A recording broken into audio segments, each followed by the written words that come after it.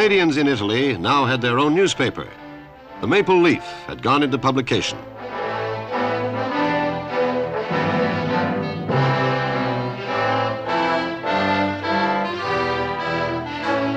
For the moment, there was little action on their front, but they read of great operations at the other end of the Italian line.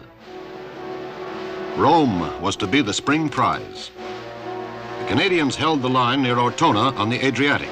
The Americans and British were trying to break into the Liri Valley, but were being held. Other Allied forces struck from the sea at Anzio. The fighting was bitter, and the beachhead was contained. The Allies must fight up through the Liri Valley, and the key is Cassino. For 1,400 years, the venerated Benedictine Abbey on Monte Cassino had looked down on the valley. The Allied commanders had reached a bitter decision. To break through, the Abbey must be destroyed.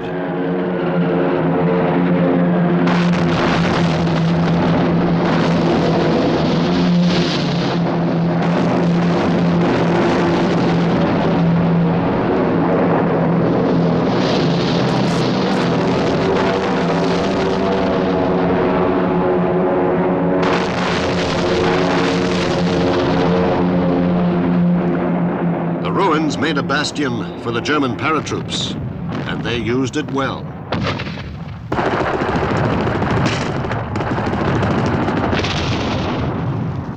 Fire!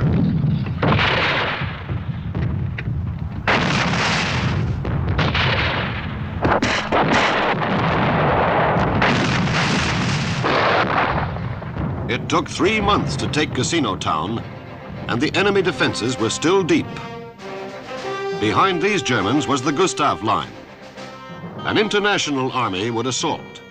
It included the famous Gurkha warriors of the Indian divisions, the New Zealanders, also of the British 8th Army, and the Free French, part of the American 5th. The veteran 1st Canadian Division was coming in to join with the newly arrived Canadian 5th.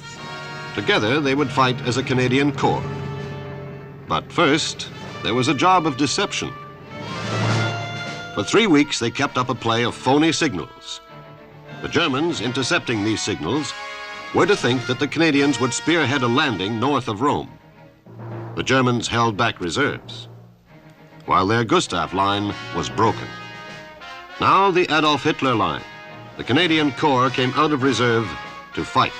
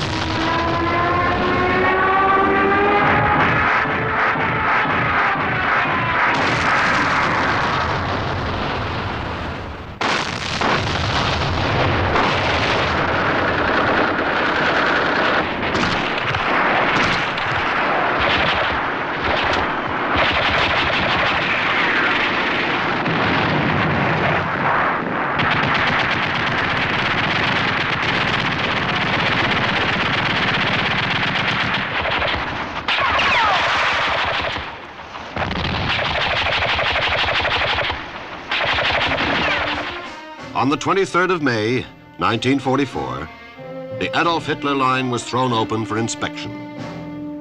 The German troops had lived 20 feet below the ground, under a barrier of concrete and steel. Taking it had cost some of the heaviest tank losses of the war.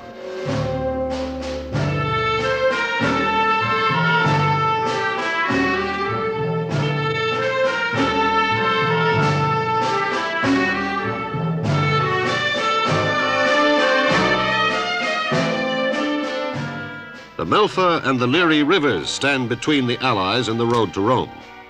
Canadian engineers help span the rivers. Past the human carnage, the Canadians maintain the pressure. The breakthrough is complete. In its first action, the Corps had won a victory. The road lay clear to Rome.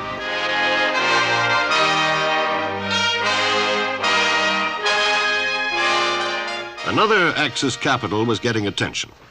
In Britain, Canadian bomber pilots are briefed by Johnny Fauquier, their great pathfinder. Our target tonight, Berlin. Germany is groggy and reeling. If you put the same effort into this attack tonight as you did into Hamburg, and you smashed Hamburg, you'll deal the enemy a blow from which they may well find it impossible to recover. Remember, bomb aimers, the pilots are depending on you to take them right into the aiming point. Now, it's up to you, men. Good luck to you, and off you go. The RCAF was now big, powerful, and experienced, a potent segment of the Allied air forces.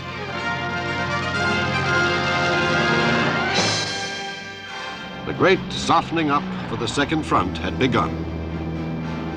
First, the heavy bombers flew into the Prussian heartland.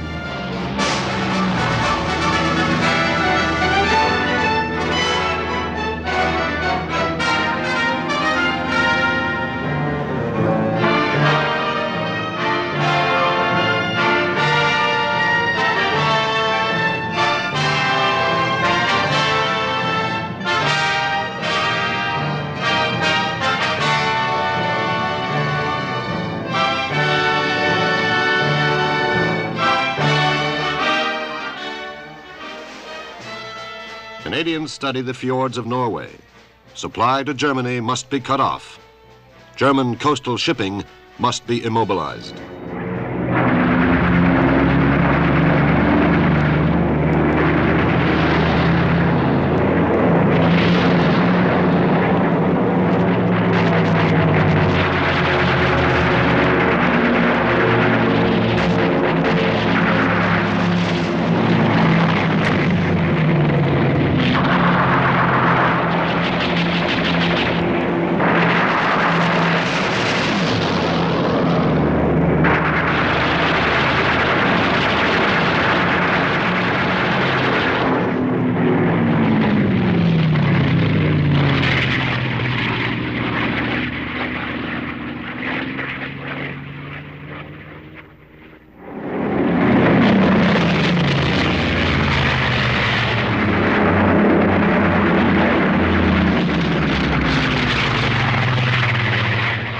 The German Air Force must be destroyed. They refuse to meet the Allies in the air. They are attacked on the ground.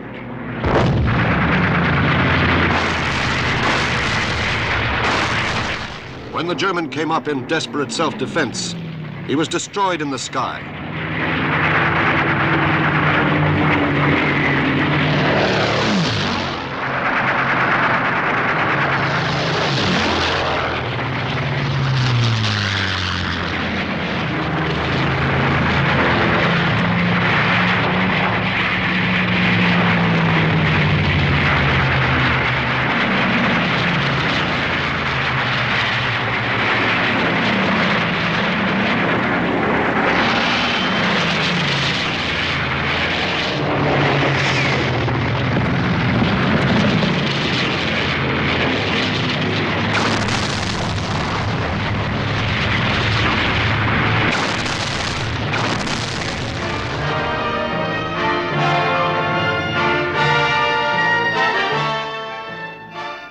Now came the time for precision bombing.